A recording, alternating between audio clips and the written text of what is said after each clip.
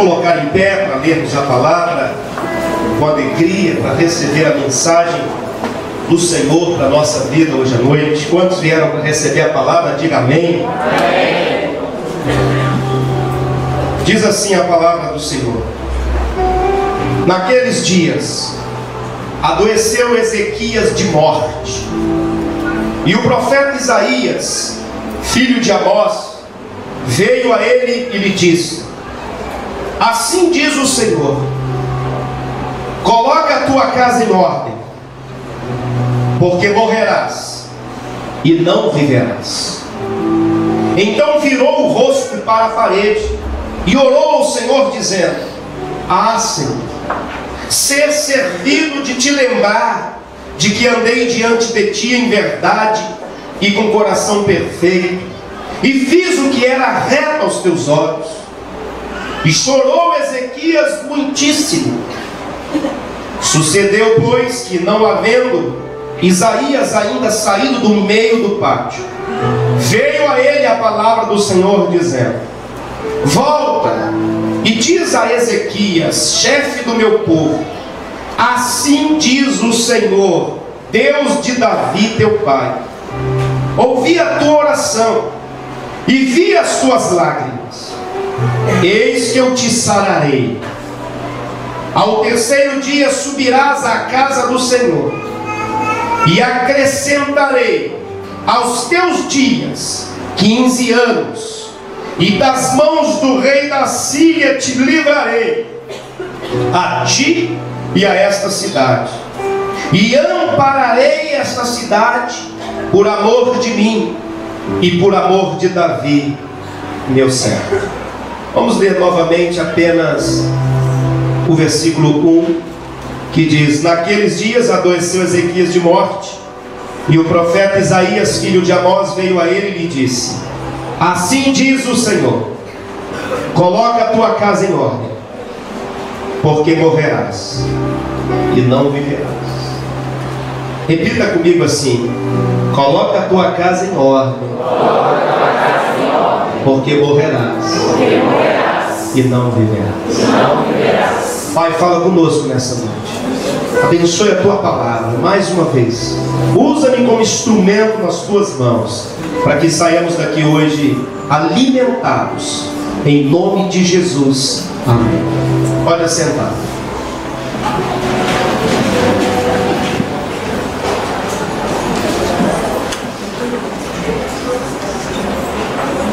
Eu começo esta mensagem hoje à noite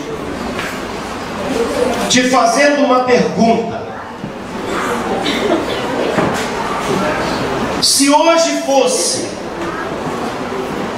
o último dia da sua vida, o que você faria? Não precisa me responder. Se hoje fosse, você não precisa me responder, gostaria só que você pensasse um pouquinho aí. Se hoje fosse o último dia da sua vida, o que você faria? Isso que você acabou de pensar, ah, eu faria isso, eu faria aquilo,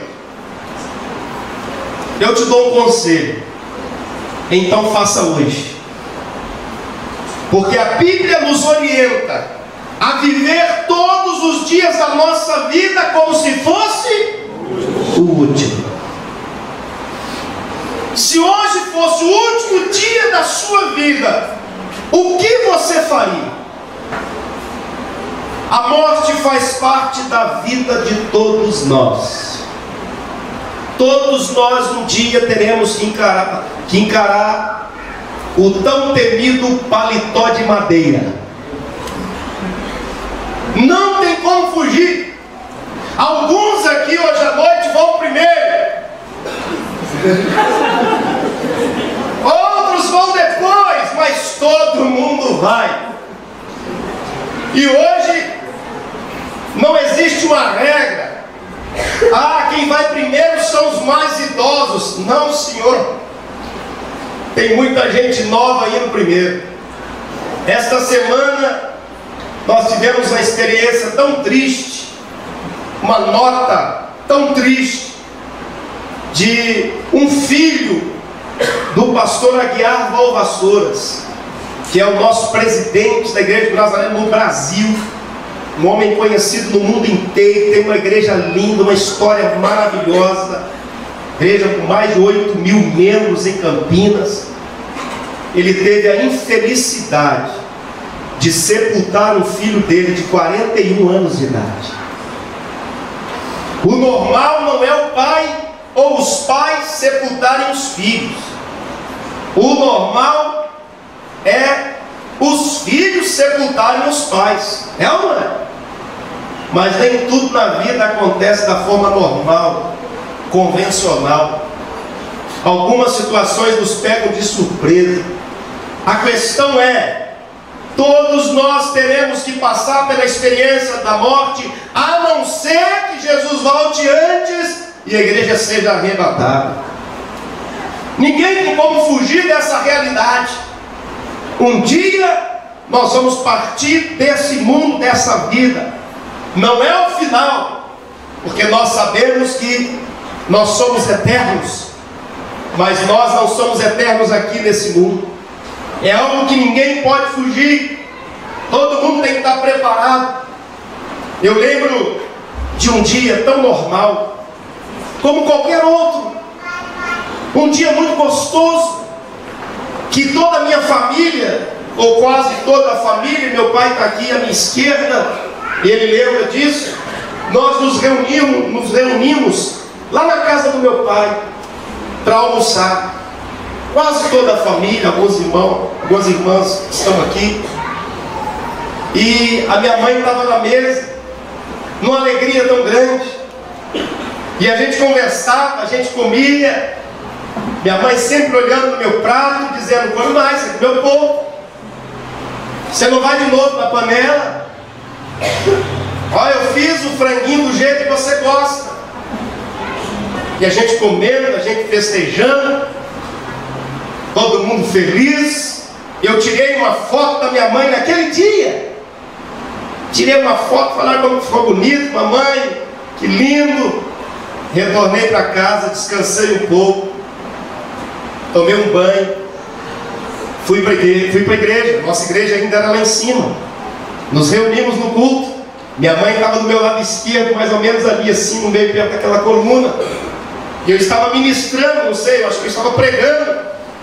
Eu sei que a glória de Deus tinha tomado a igreja de uma forma tão extraordinária. Minha mãe estava ali no cantinho, dando glória e dando aleluia, falando em línguas, e pai, aleluia. Depois de um dia tão gostoso, de repente ela põe a mão no peito e ela começa a passar mal. Eu lembro como se fosse hoje. Eu estava pregando, eu bati o olho e falei: ih, o negócio está complicado. Mas como eu já estava acostumado a ver a minha mãe passar mal, tinha alguns problemas de saúde, eu pensei, deve ser só mais alguma dor, alguma coisa. Mas eu vi que o negócio estava piorando, que ela não estava conseguindo ficar em pé. Alguns irmãos estavam segurando ela. Eu falei: meu Deus, está acontecendo alguma coisa. O que eu faço? Desço, paro. E eu senti o Espírito de Deus falar no meu espírito: você não vai parar, você vai continuar dirigindo o culto, porque você vai ter que dirigir muitos cultos ainda sem a sua mãe, porque hoje eu vou levá-la. Eu fiquei preocupado, não sabia se aquilo era alguma coisa de mim mesmo, da minha cabeça, ou se era Deus falando. Falei: ai, fiquei com medo, mas continuei pregando a palavra. Minha mãe saiu praticamente carregada de dentro do templo. Depois veio a notícia: sua mãe foi levada, Jesus la levou. Foi uma notícia muito dura, mas era um dia comum, como qualquer outro. Era um dia como hoje. Sabia que você não pode garantir a sua vida nem por mais meia hora? Eu não posso garantir a minha vida nem por mais 10 minutos. Porque eu não sei se eu começo a pregar aqui e damos glória, damos aleluia, e minha pressão sobe e eu pum, cai duro aqui no chão. Eu não sei. Nós não temos controle sobre o tempo, sobre a nossa vida.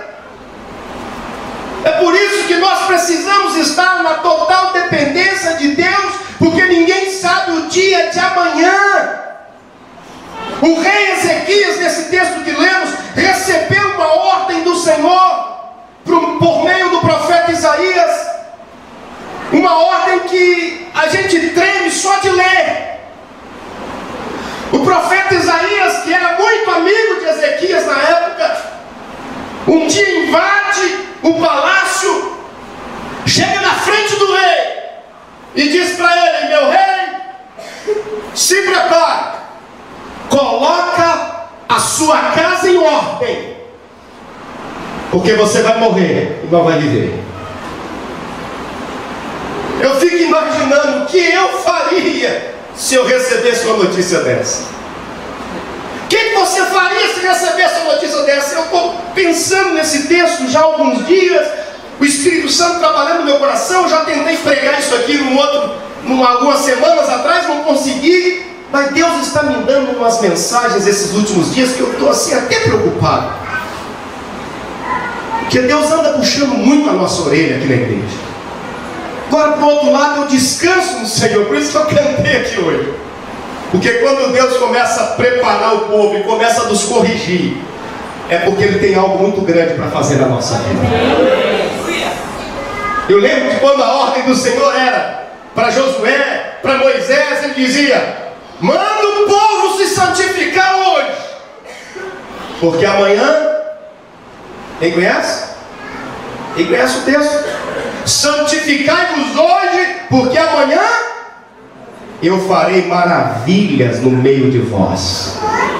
Então eu descanso, porque Deus está trabalhando na nossa vida, está trabalhando na igreja. E a mensagem que Deus me deu hoje não é muito diferente da semana passada, que nós apanhamos bastante. É a seguinte: ei, meu santo, até para morrer sua vida tem que estar em ordem. Imagina para viver.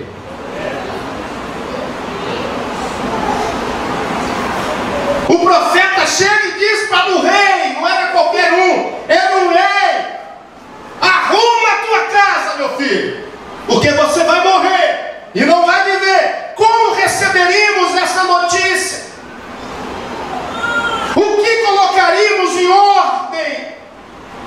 O que você colocaria em ordem? Olha bem para cá. Deus me dê graça para o teu povo entender o que eu estou pregando. O que você colocaria em ordem, meu santo? Porque eu ando vendo tanta gente com a vida bagunçada que dá medo. A gente está observando algumas coisas, a gente fica assustado, pensando assim: nós vamos ter muita surpresa quando Jesus voltar. É vida sentimental bagunçada, é vida conjugal atrapalhada, é vida espiritual mais do que avacalhada, porque tem gente que já não é mais servo de Deus, virou religioso.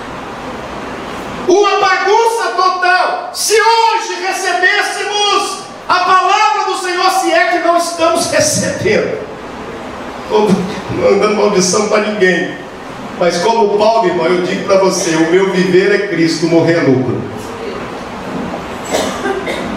Arruma a tua casa, porque você vai morrer. O que você colocaria em ordem? O que você ajeitaria na sua vida? É mais ou menos como aquele pastor que um dia estava no velório e ele orava porque ele estava sepultando um irmão da igreja, e a família, a esposa e os filhos estavam no cantinho assim, e o caixão no meio, e um monte de gente chorando. E aquele pastor chegou perto daquele cadáver e começou a orar: em nome de Jesus, você vai levantar agora, você vai ressuscitar agora, ressuscita agora, em nome de Jesus. A esposa no cantinho olhando: levanta em nome de Jesus. A esposa observando. Quando ela viu que o pastor não parava e insistia para ressuscitar o defunto, ela levantou, foi lá perto do pastor e falou: ó, vou te falar um negócio, se esse cara ressuscitar, você vai viver com ele. Porque Esse cara nunca me respeitou em casa.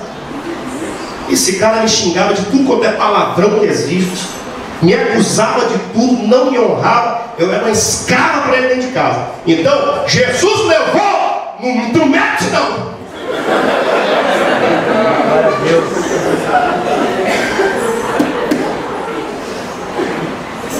Se você fosse se você, glória a Deus que eu não escutei nenhuma assim, fala Deus. As esposas aqui estão muito santas. Deus abençoe vocês, irmã. Estão só orando, é o que tem que fazer. Mas, se você recebe uma mensagem dessa, o que você faria? Talvez esse colocar em ordem para o rei Ezequias poderia significar pagar as contas, nomear um sucessor para o seu reino, para o trono, dividir a herança de forma coerente, justa, talvez pedir perdão para alguém que ele havia ofendido, machucado, qualquer outra coisa. Mas na hora que o rei Ezequias recebe essa notícia, ele não pensou em nada disso. A Bíblia diz que ele virou-se para a parede e orou humildemente ao Senhor. Eu comecei a ler a oração desse rei e eu pedi misericórdia a Deus pela minha vida. Falei, se acontece isso comigo, se acontece isso com você, o que a gente ia falar com Deus? Observe o que o rei Ezequias falou com o Senhor. Olha a oração dele. Pega a sua Bíblia. Versículo 2. Então o rei Ezequias virou o rosto para a parede e orou ao Senhor, dizendo: ah, Senhor, ser servido de te lembrar de que eu andei diante de ti em verdade. Ai, meu Deus, essa mensagem é muito forte, irmão. Aguenta, só comecei. Ser servido de te lembrar, Senhor, que eu andei diante de ti em verdade e com o coração perfeito, e fiz o que era reto aos teus olhos. E chorou muitíssimo. Olha para cá. Qual seria a sua oração? Qual seria a minha oração? Será que eu ia poder dizer isso para ele? Deus, se lembre como eu tenho te servido, como eu tenho andado reto diante do Senhor. Será que teríamos essa mesma autoridade para falar com Deus? O rei Ezequias foi um dos melhores reis de Judá. Foi um homem que, quando assumiu o trono, ele derrubou altares de outros deuses. Ele organizou muita coisa em Jerusalém, em Judá. Foi um homem que Deus estava com ele. E ele ora de uma forma tão extraordinária que eu fiquei com vergonha de Deus quando eu vi essa oração. Falei, meu Deus, me ajuda. E chorou Ezequias muitíssimo. Depois que ele ora e chora na presença de Deus, veio a palavra do Senhor ao profeta Isaías, ainda no meio do pátio. Olha para cá, não presta atenção aqui não. A mensagem machuca, mas depois vem o bálsamo. Depois que ele ora, ele fala: Deus, olha o meu currículo aí, Senhor. Passa a minha vida aí, Senhor, no telão. Veja o que eu fiz. Veja como eu andei na tua presença. Veja como eu fui reto. Depois que ele faz essa oração e chora muitíssimo, diz a Bíblia, o profeta Isaías estava assim, ó, saindo do pátio. Deus para o profeta. Fala, peraí, profeta, não vai embora não. Volta lá dentro. Vai lá. E dá uma palavrinha para o meu rei. E ele volta e ele diz a Ezequias: assim diz o Senhor, Deus de Davi teu pai, ouvi a tua oração e eu vi as tuas lágrimas, eis que eu te sararei. Ao terceiro dia subirás à casa do Senhor, e acrescentarei aos teus dias 15 anos, e das mãos do rei da Síria te livrarei, a ti e a esta cidade, e ampararei esta cidade, por amor de mim e por amor de Davi, meu servo. Que coisa extraordinária! Uma sentença já determinada por Deus. Você vai morrer, arruma tudo porque já era, não vai viver. Por causa de uma oração e de algumas atitudes, Deus muda o parecer daquele homem. Olha para cá e entenda o que eu vou dizer hoje à noite. Talvez haja uma sentença de Deus para a tua vida. Talvez hoje Deus já determinou uma sentença para a tua vida. Mas dependendo da tua oração e das suas atitudes, Deus pode mudar a tua história. Glória a Deus. Aproveita que o profeta ainda não saiu do pátio, porque depois que o profeta vai embora, bye bye. Horrível coisa é cair na mão do Deus vivo. O que aprendemos com esse texto? Número 1, Deus sempre nos dá oportunidade para acertarmos o que está fora do lugar. Vamos repetir? Diga assim: Deus sempre nos dá uma oportunidade para acertarmos o que está fora do lugar. É verdade ou não é? É ou não é, gente? Será que nós vamos poder reclamar lá no céu: Senhor, o Senhor me deu a oportunidade? O Senhor nem mandou um profeta para me avisar, igual o Senhor mandou para o rei. Eis que te digo, meu santo varão, tem um profeta na tua frente hoje te dando uma notícia. Deus te dá uma oportunidade para acertar. Glória a Deus. Lembre-se disso. Deus é bom, Deus é misericordioso, é bondoso, a graça dele superabunda na nossa vida. As misericórdias do Senhor são as causas de não sermos consumidos. Mas como nós somos teimosos, como nós insistimos em fugir de Deus. Como eu já disse, Ezequias é considerado como um dos melhores e mais sábios reis de Judá. Durante toda a sua vida e todo o seu reinado, ele procurou fazer a vontade de Deus. Mas mesmo assim, alguma coisa Deus viu que estava fora do lugar.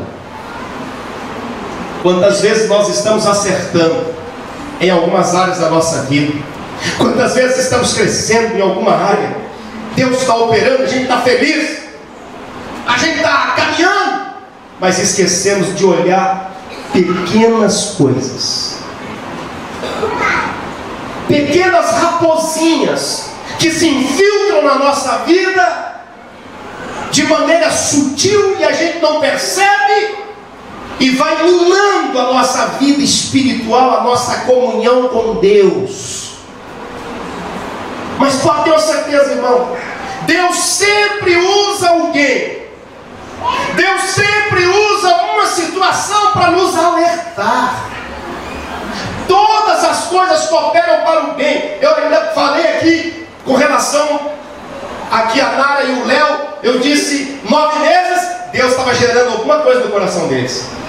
Eu não sei o que é, mas Deus estava. Deus sempre usa, gente, uma situação. Deus sempre usa alguém para nos alertar, para abrir os nossos olhos, para a gente não cair num buraco sem perceber. É a gente que finge que não está vendo. Deus sempre nos alerta, Deus sempre tenta nos livrar de situações. Eu disse aqui um tempo atrás e eu volto a repetir: a vida é cheia de sinais. Eu viajei agora esses dias de carro e eu fui observando as placas. E a minha esposa é meu copiloto, fica do meu lado, não dorme, quase não dorme, ela fica com medo. Não é porque eu sou um mau motorista, mas é porque ela tem esse costume. E eu estou lendo todas as placas e indo, e colocaram muitos radares daqui para o Triângulo Mineiro, alguns que eu não sabia. E eu estou indo, de repente, a minha esposa falou: opa, 60, eu estava de 88. Passei no radar, era 60 velocidade, eu passei de 88. Com certeza eu merecia tomar uma multa, ou mereço tomar uma multa, sim ou não? É porque não era você, né? Se fosse você ia dar uma desculpa, tá bom? A minha reação depois foi o quê? Deus, abençoa, cega essa câmera. Cega essa câmera para não enxergar minha placa. A única coisa que eu podia fazer. Mas a placa de sinalização estava lá. E ela dizia velocidade máxima 60. Eu desobedeci aquela sinalização. E eu mereço, Senhor, mas me ajuda aí, ser punido. A vida é cheia de sinais. Nós não temos motivo para reclamar de nada com Deus. Deus sempre nos avisa acerca de uma queda. Deus sempre nos avisa acerca de uma frieza espiritual. Estou desanimando, não estou querendo mais ir à igreja, não estou querendo mais tocar o meu instrumento. Faz silêncio enquanto eu prego, senão eu vou pôr você sentado aqui na frente. Não quero mais pregar, não quero mais assumir um compromisso da igreja, não quero mais isso, não quero mais. Começo a faltar dos cultos, começo a levar minha vida espiritual, minha vida com Deus de qualquer maneira. O sinal já estava nos avisando há muito tempo que a tendência era se esfriar, se esfriar, se esfriar, a ponto daqui a pouco não está querendo mais nem vir mais à igreja, nem orar, nem ler a palavra. Aí quando eu não quero mais as coisas de Deus, o que acontece? Aflora em mim uma vontade de fazer as coisas da carne. Isso é óbvio. Mas a gente não percebe os sinais da vida num casamento. O casal não tem mais diálogo, não conversa mais um com o outro, não tem mais tempo para ficar juntos. O desrespeito tomou conta, palavrão para cá, palavrão para lá. É um sinal, olha, a luzinha vermelha está acesa aí, meu santo. Se tu não vigiares, daqui a pouco teu casamento vai embora. Os filhos, menino de 13, 14, 15 anos, chegando em casa 3 horas da manhã sem dar satisfação. Ó, a luzinha está piscando. Eu não sabia que os meus filhos estavam fazendo isso. Eu nem sabia. Esses dias, tempo atrás, vi uma reportagem de um garoto 9 anos de idade que estava viciado em drogas. 9 anos. Aonde estava, me perdoa a expressão, os miseráveis desses pais? Entrevistaram, não sei se foi a mãe ou se foi o pai, para mim, deixa pra lá. Eu não sabia que ele estava envolvendo com isso. Uma criança de 9 anos, a senhora não sabe que está envolvendo com droga. Aonde a senhora estava? Em outro planeta? Em outro mundo? Sinais. Os filhos estão ficando diferentes. Sinais. A vida é cheia de sinais. Deus está alertando, você vai ter problema. Você vai ter problema. Você não investe nos seus filhos para ir para a igreja. Você não dá testemunho. Você não é exemplo. O sinal está aí, ó, piscando. Daqui a pouco ele não vai fazer o que você manda ele fazer. Ele vai fazer o que você faz. Hoje não adianta mais, gente, dizer para os filhos: faça o que eu mando. É que é? Mas não faça o que eu faço. Não adianta. Eles vão fazer o que nós fazemos. Sinais. Vida financeira. Ah, papai. Cartão de crédito. Talão de cheque. E mais um monte de outras coisas. Camarada ganha R$1.000. O cartão está vindo 1.500 o boleto. É um sinal, meu filho, daqui a pouco você vai ter que correr, porque a polícia vai vir atrás de você. Você ganha R$1.000, meu santo. Onde está a tua cabeça?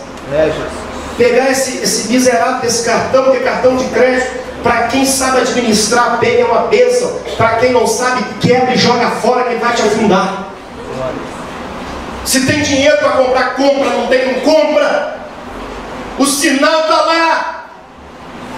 E em alguns casos, vou falar tudo que Deus está mandando. Vou entregar tudo hoje. O sinal está lá, ó. O marido no aperto tremendo, trabalhando de manhã, de tarde, de noite, e a mulher gastando igual uma maluca. Tudo que ela vê, ela quer comprar. A irmã veio com a saia azul na outra semana, ela aparece, olha a saia que eu comprei. E o cartão assim, ó, quase estourando. Cartão, vamos pro shopping. Hoje é o hobby do crente, irmão.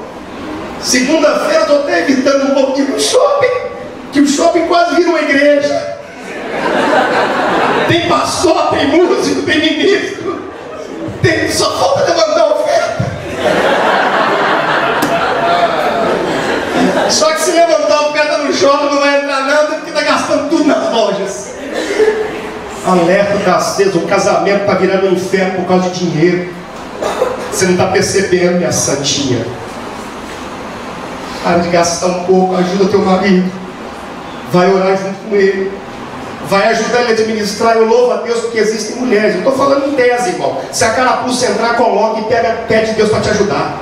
Eu estou aqui para falar o que você quer ouvir. Estou aqui para falar o que Deus está colocando no coração para falar. Porque Ele está preocupado com a tua família, com a tua casa. Coloca a tua casa em ordem.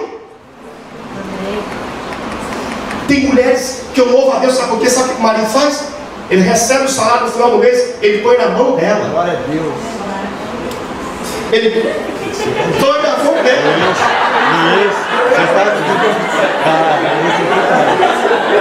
Esse é o... Cadê nossa irmã Verônica? Nossa amiga, meu Deus do céu. Seja louvado que está na mão do santo barão aqui, não sei o que aconteceu. O marido pega o dinheiro e põe na mão da mulher, porque a mulher é sábia. Ela sabe administrar o dinheiro. Amém. Glória a Deus. Ela sabe gastar o dinheiro. E o marido confia. Esse é o modelo de mulher que a nossa querida irmã Helena Tamuri pregou aqui, vocês lembram? É verdade. Sinais. A vida é cheia de sinais. E nós precisamos ficar atentos a esses sinais. Saúde. Vou entrar até ali. Até aí. Saúde. Começou a dar uns piripaque. Pressão subiu, desceu, isso, aquilo, foi fazer um check-up. O médico já disse, se não emagrecer uns 10 quilos, aí você vai ter problema. Se você não cortar aí gordura, você vai ter problema. Se você não fizer isso e aquilo, não fizer uma caminhada, não se movimentar, tal, vai ter problema. É um sinal. Deus está usando a boca de um médico para dizer para você, daqui a pouco você dá um piripaque aí, ó, vai pro paletó de madeira. Sinais. Cuida da saúde. Aí a gente transfere culpa para tudo. É o estresse da vida hoje, é correria, eu não sei o que, vou fazer uma caminhada para emagrecer. Caminhada não emagrece, o que emagrece é fechar a boca. Caminhada ajuda a sua saúde melhorar. Queimar caloria é bom, mas o que faz emagrecer e ter uma saúde boa é comer mais salada, mais legumes, mais verduras. É você selecionar o seu cardápio durante a semana, meu santo, minha santinha. Seja a luz, meu santo. Eu não viu não, eu nem percebi. Está viajando, vai nessa. Glória a Deus pela tua vida, santo varão. Olha para cá. A vida é cheia de sinais. Vou falar só mais um sinal do nosso tempo está indo embora. Agora o negócio pega. Na vida sentimental, Deus dá uns sinais ou não dá, gente?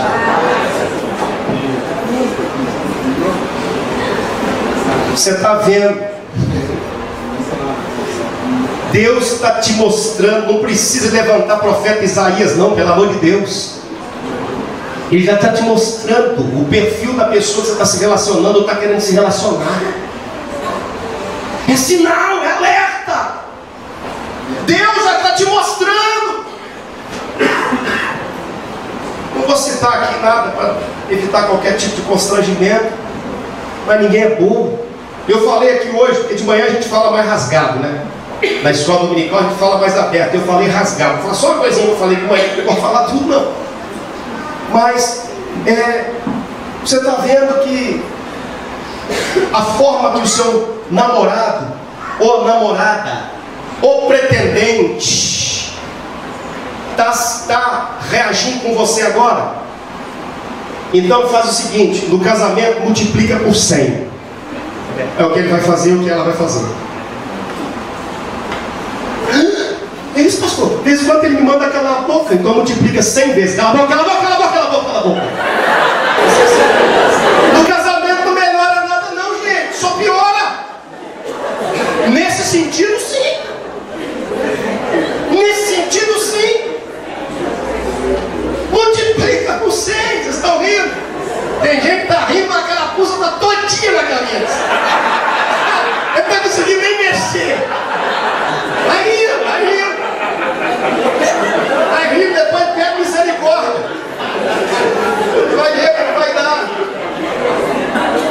Então o momento de acertar as coisas é agora. É dizer: ô santo varão, você me respeita. Se você não me respeitar, está acabado. Porque eu não sou sua filha, não sou uma qualquer. Você não me achou na esquina. Se não me respeitar hoje, não vai me respeitar amanhã. Não tem casamento. Sinais, a vida é cheia de sinais. E nós precisamos parar. Preciso terminar. Falei nada aqui ainda. O rei Ezequias não deixa o profeta embora sem um conserto, sem uma conversa. Ele aproveita ainda que o profeta estava no palácio, no pátio, e ele clama a Deus. Ele vira o seu rosto para a parede, diz a palavra, vira as costas para tudo e clama pela misericórdia de Deus. Sabe o que nós precisamos fazer? Mudar de atitude, voltar as nossas costas para o erro, voltar as nossas costas para aquilo que nós sabemos que está nos levando para o buraco e consertarmos com Deus, gente. Ouvir e ver os sinais que Deus está colocando diante de nós, para que amanhã não tenhamos problema. Que se para morrer tem que deixar a vida em ordem, imagina para viver. Outra coisa que nós aprendemos aqui é que existem atitudes que geram cura e atraem o favor de Deus. Quantos aqui querem cura e o favor de Deus? Amém. Quantos aqui querem cura e o favor de Deus? Amém. Você tem que ter algumas atitudes para que isso aconteça com você. O tanto de crente de cabeça dura que tem hoje. Irmão, você vai falando, você fala, entra aqui e sai aqui. E se você perguntar um pouquinho mais, ele fala: não, pastor, por isso que Deus me deu 2 ouvidos, é para entrar aqui e sair aqui mesmo. Cabeça dura, os sinais estão aí. Existem atitudes que geram cura e atraem o favor de Deus. E o rei Ezequias teve essas atitudes. Então virou o rei o rosto para a parede, orou ao Senhor, dizendo: Senhor, ser servido de se lembrar de que eu andei diante de ti em verdade, com o coração perfeito, e eu fiz o que era reto aos teus olhos. E chorou Ezequias muitíssimo. Sabe o que significa isso? Humildade, quebrantamento e, sobretudo, atitude. Sua vida só vai mudar, a minha vida só vai mudar quando eu me apresentar diante de Deus com humildade, quebrantamento, dizendo: Deus, eu falho mesmo, Deus, eu estou errando mesmo, Deus, eu estou sendo bobo mesmo, Deus, eu estou sendo idiota mesmo, Deus, os sinais estão na minha frente e eu estou fingindo que não estou vendo, mas tem misericórdia de mim. E toma uma atitude. Qual foi a atitude que ele tomou? Deus, eu não quero morrer não. Senhor, tem tanta coisa para fazer na minha vida ainda. Ele se apresentou com humildade e quebrantamento e com atitude. Tantas pessoas que quando vem a doença, quando vem a crise, quando vem a má notícia, quando vem o problema, se entrega. Ele não se entregou. Ele disse: não, eu não quero morrer, eu quero viver. Lembra, Deus, das coisas boas que eu fiz. Deus, tem misericórdia de mim. E ele chorou muitíssimo. Você tem que se apresentar assim diante de Deus. Você tem que mostrar para Deus que você está disposto a dar a volta por cima. Você tem que mostrar a Deus que você está disposto a correr atrás daquilo que você perdeu. Você tem que mostrar a Deus que você não vai se entregar a uma enfermidade, a uma doença, a um problema, a uma situação, porque Deus é aquele que te fortalece e te ajuda a ficar em pé, irmão. Se ficar choramingando, dizendo: vou morrer, vou morrer, vou morrer, você vai morrer. A sentença tinha sido dada para ele ou não? Tinha. Por que a sentença mudou? Por causa da atitude. Escuta, ei, muita coisa na tua vida pode mudar por causa das tuas atitudes. Muita coisa pode mudar. E mudar para melhor. A partir do momento que você se posiciona diante de Deus em algumas situações da sua vida, Ele faz isso. Ele não deixa o profeta embora. Ele se conserta com Deus. E em último lugar, o Deus que nós servimos é um Deus de oportunidades e de recompensas. Fala assim: o Deus que eu sirvo é um Deus de oportunidades.